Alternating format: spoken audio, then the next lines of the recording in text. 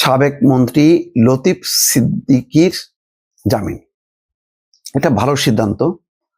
তবে আমি আরো খুশি হতাম যে ঘটনায় লতিফ সিদ্দিকীকে গ্রেপ্তার করা হলো, সেই ঘটনায় আরো দুইজন ব্যক্তি ছিলেন, শুধু আমার পরিচিত না, এটা অনেকেরই পরিচিত।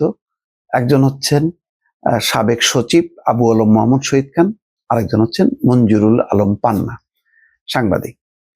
তো এই দুইজনের যদি জামিন হতো একই সঙ্গে, তাহলে আরো খুশি হতাম।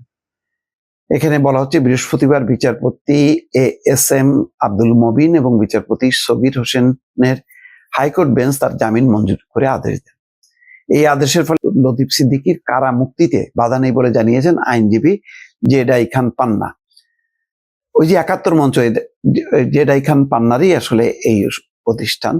সেখানে এক রিপোর্টার সিউনিটিতে এক অনুষ্ঠানে গিয়েছিলেন এই লতিফ সিদ্দিকী, মঞ্জুরুল আলম পান্না, আবু আলম মোহাম্মদ শহীদ খান গেস্ট হিসেবে যাওয়ার পর তারা মবের শিকার হয়। এবং দুঃখজনক হচ্ছে ওই মঞ্জুরুল আলম পান্না তিনি নিজে 999-এ ফোন করে পুলিশের সহায়তা চেয়েছিলেন। পুলিশ এসে মবকারীদের বদলে তাদেরকে রাষ্ট্রবিরোধী মামলায় তাদেরকে কারাগারে পাঠায় দেয়। সেই আজকে কত ৫-৬ মাস হয়ে গেল, এতদিন ধরে তারা কারাগারে আছে। অদ্ভুত ঘটনা, তাদের বিরুদ্ধে ষড়যন্ত্র, সরকার উৎখাত, মানে রাষ্ট্রবিরোধী মামলার কে তো এটা পানি পানি করে ফেলছে গত ১৫ বছরে শেখ হাসিনা। প্রত্যেকের বিরুদ্ধে, রাজনৈতিক ব্যক্তিদের বিরুদ্ধে রাষ্ট্রদ্রোহ মামলা আছেই।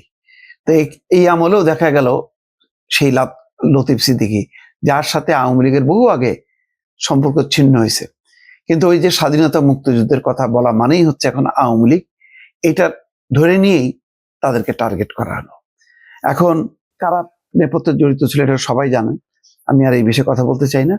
কিন্তু এইটা এই আমলে হবে, এই অন্তর্বর্তী সরকারের সময়, এটা খুব দুঃখজনক। এখানে আপনার টার্গেটটা কি? টার্গেটটা হলো যারা গত ১৫ বছরে লুটপাট করছে, টাকা পাচার করছে এবং গণহত্যা চালাইছে, এইগুলি অপরাধী হিসেবে যারা যারা জড়িত তাদের হলো গ্রেপ্তার করা এবং বিচার।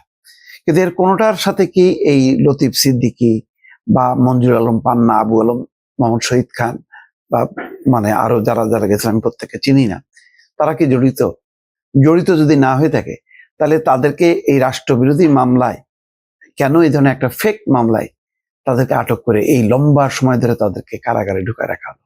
এটার কোনো ব্যাখ্যা আমি পাচ্ছি না। দর্শক, বৃহস্পতিবার ২৮শে আগস্ট, এটা আগস্ট, সেপ্টেম্বর, অক্টোবর, নভেম্বর, আজকে 4 মাস হলো, সকাল 10টায় মঞ্চ ৭১ ব্যানারে গোলটেবিল বৈঠক হয়। এই বৈঠকে আব্দুল লতিফ সিদ্দিকী মানে ৭১-এর মুক্তিযুদ্ধকে রক্ষা করার কথা বলছে। এখানে বলতেছে যে সশস্ত্র সংগ্রামের মাধ্যমে নাকি দেশকে অস্থিতিশীল, মানে কোনো বক্তব্যের কোনো রেকর্ড নেই, একটা ভুয়া মানে মামলা সাজানোর জন্য তাদেরকে আসামি করা হলো। এবং এখন এই যে ৩-৪ মাস ধরে তারা কারাগারে থাকলো, এর কোনো যুক্তিসঙ্গত ব্যাখ্যা নেই। আমি ধারণা করছিলাম যে ঠিক আছে, হয়তো মব যারা করলো তারা খুব শক্তিশালী, তারা একটা ঘটনা ঘটাইছে, অন্তর্বর্তী সরকার দুর্বল, তো তারা হয়তো আদালতে প্লেস করলেও আদালত থেকে জামিন দিয়ে তাদেরকে মুক্তি ঘটাবে না। তারা এই যে কারাগারে ঢুকলো, তারপরে বেশ কয়েকবার জামিনের আবেদন করা হয় আর বাতিল করা হয়। এই করতে করতেই লতিফ সিদ্দিকীরটা হলো। এখন এই পান্না, আবু আলম মোহাম্মদ শহীদ খান, তাদের বিষয়টা কবে কখন হবে এটা বুঝতে পারছি না দর্শক।